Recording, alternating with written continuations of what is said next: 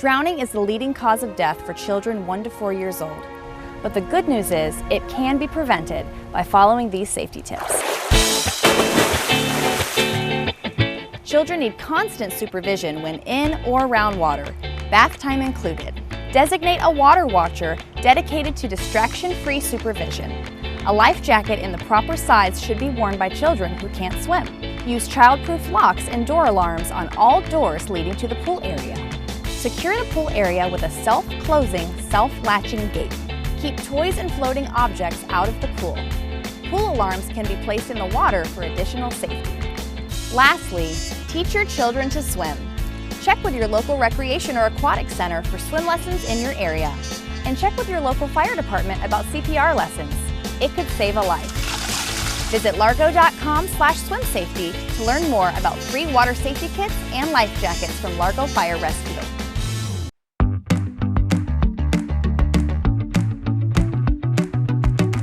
Heads up, Largo, your safety is our priority, and most pedestrians aren't as easy to see as Captain Play. Did you know Largo Fire Rescue responds to hundreds of vehicle versus pedestrian or bicyclist collisions each year? So when you're driving, be on the lookout for pedestrians and bicyclists. And when you see a flashing pedestrian beacon, be ready to stop. If you're a pedestrian or bicyclist, please always use the crosswalk when crossing a road. If you are at a crosswalk with a flashing beacon, push the button as soon as you arrive to tell drivers you want to cross. Once traffic has completely stopped, it's safe to cross. Captain Play, will you show us the way? The City of Largo wants you to stay safe. So remember, heads up, Largo, whether you're a motorist, pedestrian, or bicyclist. Don't let distractions limit your visibility, because wherever you're going, the goal is to arrive safely. Thanks, Captain Play, for showing us the way. Morning.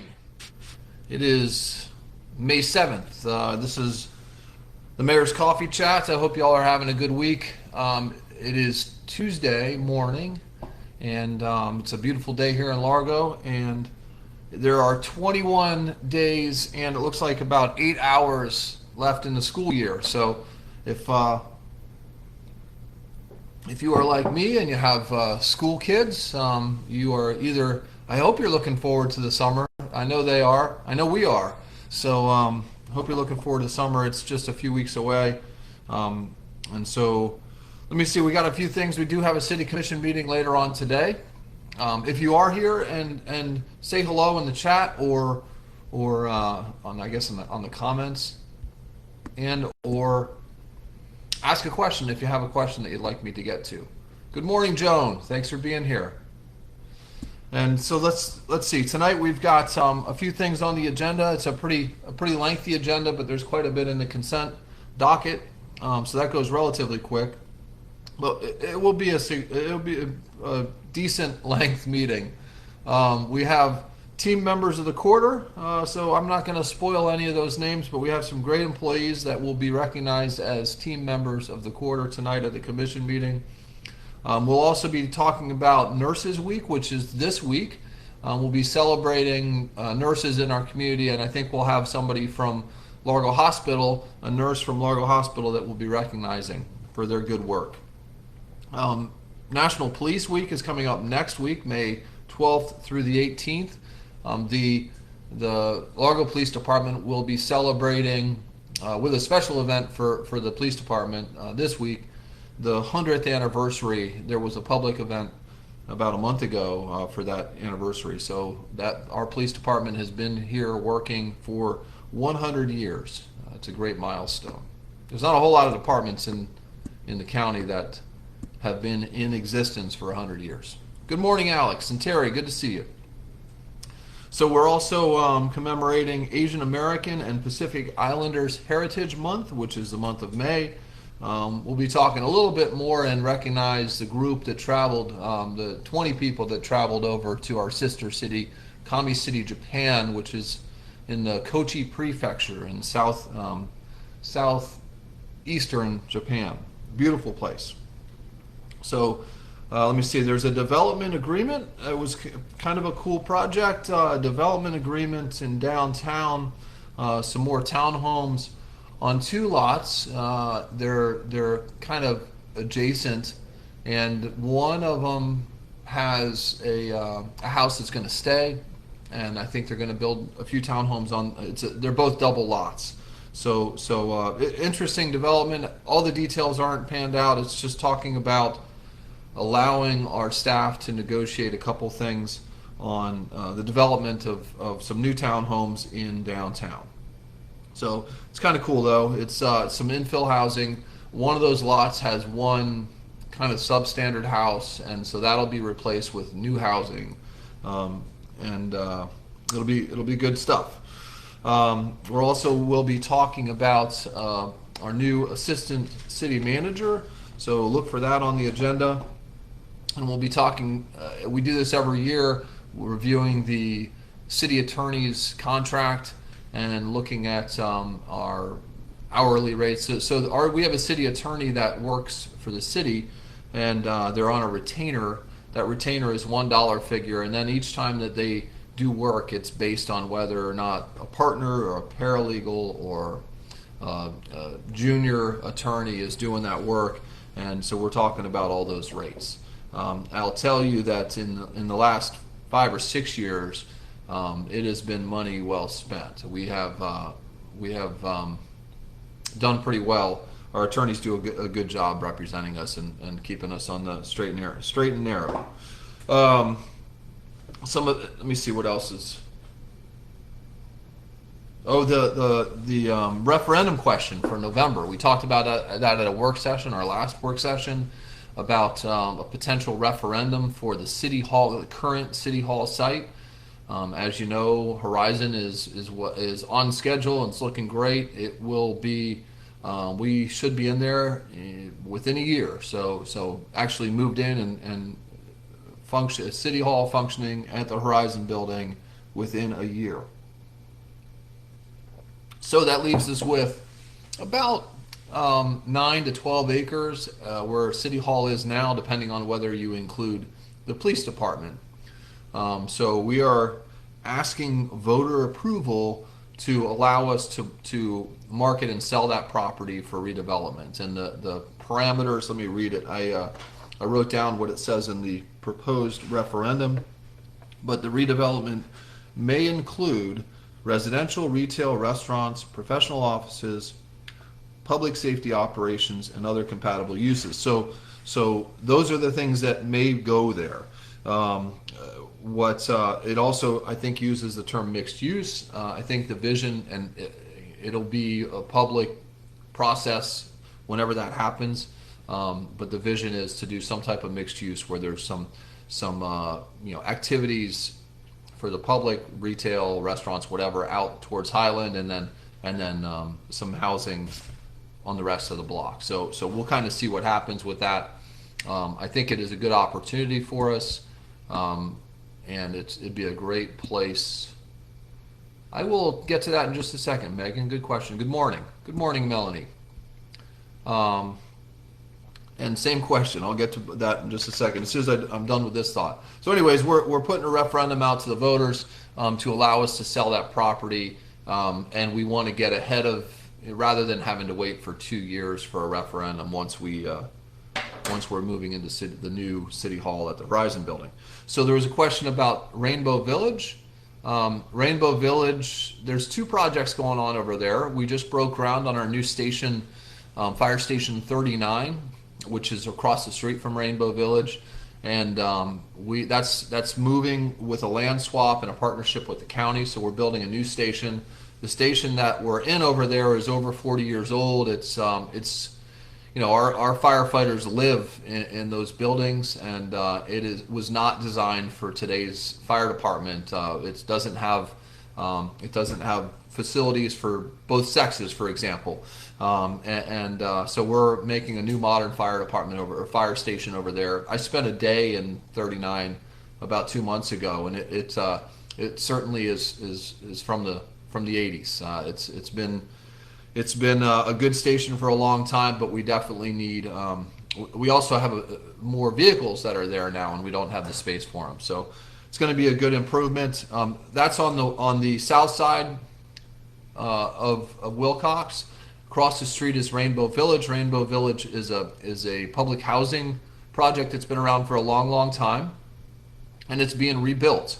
So the first phase, which you see some homes coming down, and this is a county housing department project, but the first phase that you see getting knocked down now will be, oh man, I'm not sure of the number of units. 70 comes to mind, but it's twice the number of units that they're replacing, and it's going to be 55 plus, so senior affordable housing, and so that's going to be the first phase. And many of the the families that were there, or the people that were there, whether they're single or families, they all kind of, the Pinellas County Housing helped them find new places. So once that's complete, they will start to rebuild the rest, similar type project, but not restricted to seniors. So families will be able to live there, and they're really trying to manage so that nobody's displaced while the process. But the end product will be much better living facilities for the people that are living there. So that's really, really great for that area. You're going to see some improvements in the infrastructure around there as well. As you probably know, like Largo did that Trotter Road project. I'm trying to see the comments here, see if there's any other questions I missed. The Trotter Road project, and the sidewalk along Trotter kind of ends at the county line, so that'll be complete into the Rainbow Village area. So yeah, the sale of the property, it depends on, one of the nice things is, back to City Hall, Alex was asking about if that sale will help pay down our debt on the new City Hall, and certainly it can help towards that. The nice thing about owning the property is we can kind of direct development that makes the best sense for our city. So it'll be a process, and it'll be a public process where we're getting information from you guys as well, and desires and what the neighborhood wants and that type of stuff. So it's going to be a long process, but we need to have, in order to really start talking with developers, we need to have permission to sell it. So let me see, there was a question about Mellenbacher, and I don't know, I'm going to have to check. I'm going to have to check on Mellenbacher. That's another county project. Man, I thought it would be open by now, but I'm not sure. I'll find out and put that on here. 8th Avenue, on the other hand, I just dropped my pen. Give me a second. 8th Avenue, on the other hand, I just checked on that this week, and the county said that the schedule is for mid-July, and they are on schedule for that opening date. So mid-July is when 8th Avenue is supposed to be opening. So that's 8th Avenue. I hope that they beat that projected time, but man, I don't know. Good morning, Betty. How are you doing? So let me see.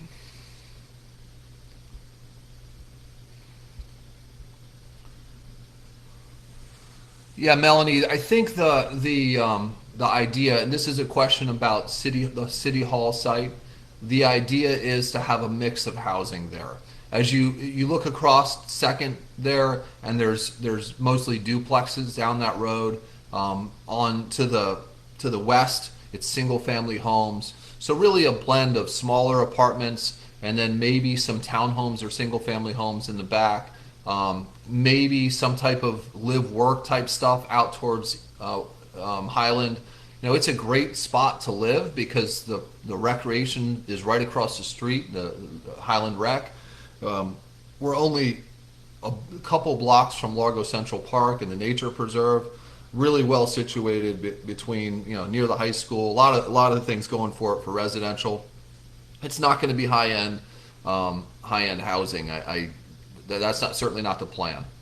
Let me see. I'm looking at schedule here.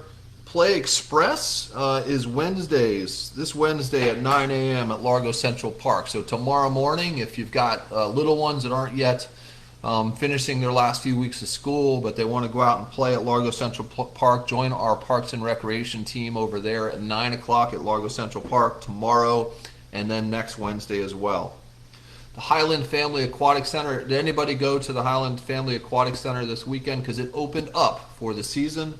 It opened on the 4th, and it was a good crowd there. Beautiful day to be at the pool, and so it will be open now. I'll put a link to the hours, because the hours are a little bit different until school ends, and then they're a little bit more broad hours once the kids are out of school.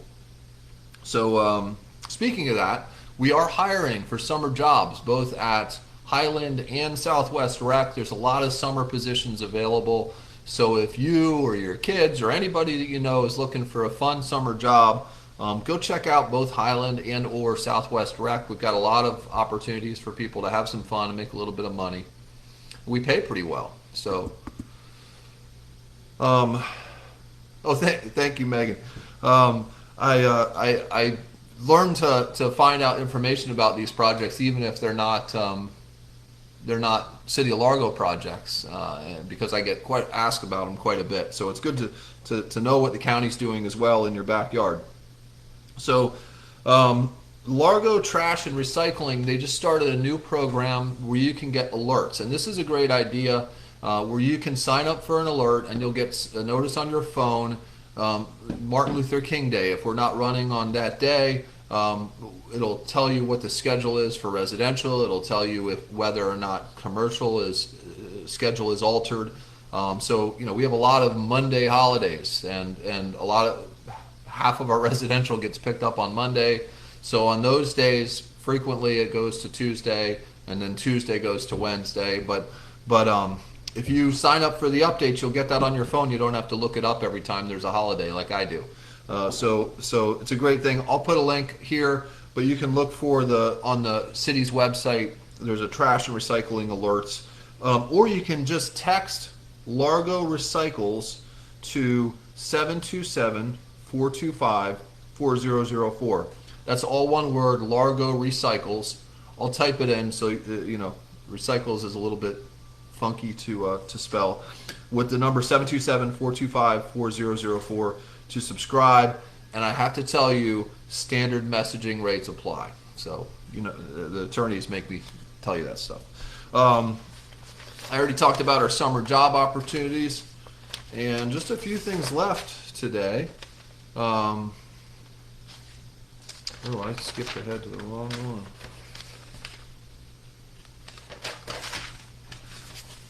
So we have started the budget process for next year's budget. Our fiscal year, as you probably know, our fiscal year starts October 1st and goes to September 30th. So we are over halfway through our fiscal year. Our staff has been kind of behind the scenes crafting a budget. We haven't seen a draft budget yet, but we're right about there. And we have already seen the new CIP. And so we'll be deep in that process very soon. We are looking for input from the community. So look for opportunities to take surveys or to give your input, or even just if you see something that you think either needs attention or you would like to see changed, let me know. Hey John, how's it up there in New Jersey? Thanks for joining us. You're up early. You must have something on the smoker or something. So that's look for ways to get involved in that budget process over the next couple of months. There'll be a lot of stuff going on. We just started a new survey about the Clearwater Largo Road safety improvements and pedestrian roadway enhancements, and we're looking for community input on that. So we're talking about Clearwater Largo Road from West Bay Drive south to Almerton Road. You may not know this, but that stretch of road, it's about 1.5 miles. That stretch of road is 6 lanes, or 7 lanes if you count the middle turn lane. At Almerton Road, it goes back down to 4, and at West Bay Drive, it goes back down to 4. And the sidewalks along that 1.5-mile stretch are right on the traffic lanes. Cars, I think the speed limit is 40 or 45 past 8th Avenue. But cars go much faster than that. So it's not it's not a common experience to see pedestrians walking along that road because it's not really pedestrian friendly. So we're looking at ideas to make that a more pedestrian friendly right of way or roadway. It's early in the process, but there's a survey that we would like you to take if you travel on that road, if you live near that road, if you go to Mildred Helms, if your kids go to Mildred Helms or your grandkids go to Mildred Helms or Largo Middle, any of that. If you interact with Clearwater Largo Road, especially once 8th Avenue is open, please take the survey. I'll put a link here, but it's also on the front page. Actually, I got an email. I'll put a link. I'll put a link to the survey. We really are looking for input. I'll tell you, I'd like to see a separated sidewalk from the roadway. I'm not sure exactly all the different ways you could get to that point, but when I see kids walking from the Publix over to Mildred Helms Elementary with 2 feet between them and cars going by at 40 miles an hour, it's scary. I don't like that at all. I think that we can do better than that, and I don't think that we need a 80-foot wide roadway through. It's residential on both sides, so we'll see what happens. But I would really like your input. Let me see. Lastly, I'm going to say this past week on May 4th, I'm not going to make any comments about Star Wars. So on Saturday we had the Mayor's Golf Tournament, and it was actually called Par Wars.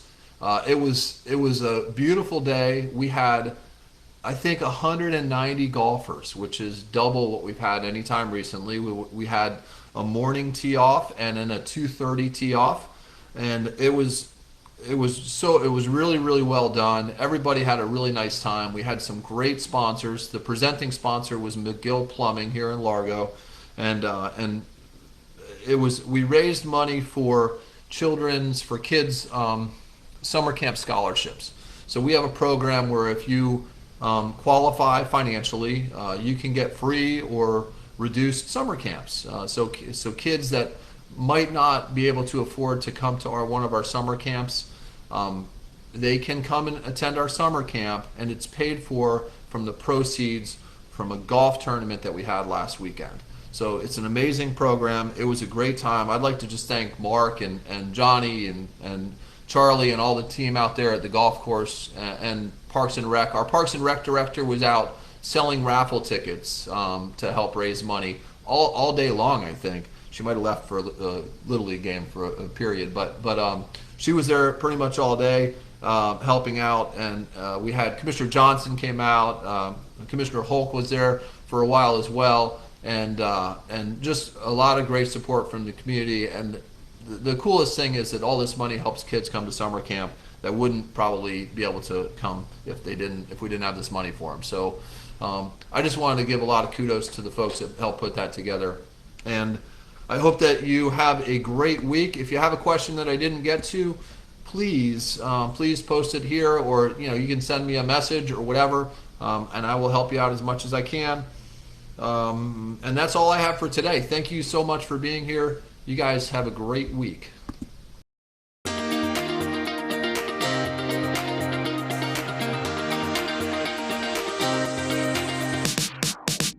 Hello, I'm Megan, and I'm so glad you're here. It's a beautiful day in Largo, where the city has been committed to building the community of choice in Tampa Bay by focusing on sustainability, public health and safety, and community pride.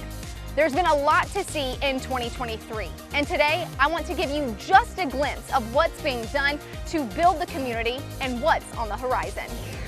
Let's start with what Largo's doing to address one of Pinellas County's greatest needs, which is housing and its impact on building a sustainable community. I'm at First Avenue Northeast, where, as you can see, a new home is under construction. In addition to representing the hope of home ownership for a first-time home buyer, this home is also a story of collaboration and community partnerships. So Largo is addressing the need for more affordable housing by modifying development codes and partnering with developers and nonprofits. So we are working with a nonprofit, it's Suncoast Housing Connections, and they actually are building it as their own home. So that way the homeowner, when they move in, the utility costs will not be as high. Adding on all of the sustainability, the solar, the extra insulation, the on-demand hot water heater, and other things like that, we're able to eliminate, for the most part, all of the utility costs for the home buyer. Largo is also working with developers and teaming up with other community partners as well. Grand Oaks is a new apartment complex on Clearwater Largo Road with mixed housing for affordable and market rate units. We also have a partnership with Catholic Charities where a new home was just built for a family exiting homelessness. Seminole Square is another partnership with Pinellas County Housing Authority, City of Largo, and private investors. Suncoast Housing Connections hopes the home will be ready for its first owner by fall of 23. Now, other investments in Largo's commitment to sustainability and resilience this year include increasing Largo's fleet of electric vehicles, modernizing operational software, and expanding the Largo Public Library's home delivery service. Another area that Largo has been making strides is pursuing financial sustainability in public safety by seeking grant funding to accomplish key projects. Now, I'm at the Largo Police Department, where officers are now equipped with body-worn video cameras, thanks in part to a federal appropriation grant that is sharing the cost of this potentially life-saving technology. Body-worn cameras are standard equipment for police in 2023. This project really was a major step forward for Largo PD. We were able to secure a competitive federal grant as well as a federal earmark. It allowed us to accomplish the project sooner, allowed us to buy more cameras up front, and allowed us to implement the project a little bit faster. Body-worn cameras have been beneficial to officers to help us document the environments that we go into and the conditions that we encounter residents in. In addition to the police body cameras competitive grant and federal earmark, the city has also secured federal funding for the Largo Public Library solar project and state funding towards a new restroom facility at Largo Central Park. Largo is also pursuing additional earmark and grant funding opportunities. Pending grant applications for other important projects include the replacement of the McGowan Nature Park Boardwalk, the relocation and elevation of 3 wastewater lift stations, installation of electric vehicle charging stations at all public city facilities, and new equipment for Largo Fire Rescue. Another investment this year in public safety includes increased staffing at Station 41, which has provided a dedicated medic unit to administer advanced life support by a non-transport capable unit. Largo also takes great community pride in its parks, green spaces, and natural ecosystem. Largo's network of over 50 ponds helps preserve the environment and protect our local waterways. Many investments have also been made this year in Largo's stormwater infrastructure. All the sedimentation, toxins, things that go over impervious surfaces into our stormwater system will end up in a pond. The pond will then allow for the sedimentation to drop to the bottom of the pond, filter out some of the impurities, make that water a little cleaner, and then at some point send it back into the system downstream. A few notable investments into a more proactive streets and stormwater system include a pavement preservation program and interactive map to assist with pavement planning. With a better structure of identifying issues, Largo will be better equipped to maintain our stormwater system. This will ensure that our waterways are maintained and we're doing our part to not only protect our citizens, but also the environment, to ensure that our ponds and our channels are as clean as they can be, as visually appealing as they can be. So as you can see, it's been an eventful 2023, and in some ways, Largo's just getting started. Budget priorities in 2024 include investments in serving those experiencing homelessness and continuing to focus on team members who build the community of choice. Largo also has its sights set on a vibrant downtown. Several new downtown additions are in the works right now, including a mixed-use project in the development review process called The Station, the Skyview Townhomes, which are currently under construction, and Horizon West Bay, Largo's new downtown City Hall complex. This unique mixed-use project will be LEED certified, add a parking garage to downtown, and host 18,000 square feet of retail space to attract destination restaurants, nightlife, and local retail to Largo's downtown district. So stay connected to the future of downtown Largo and Horizon West Bay at downtownlargo.com. And you can stay connected to the future of Largo's budget and get involved in the process by visiting largo.com/budget.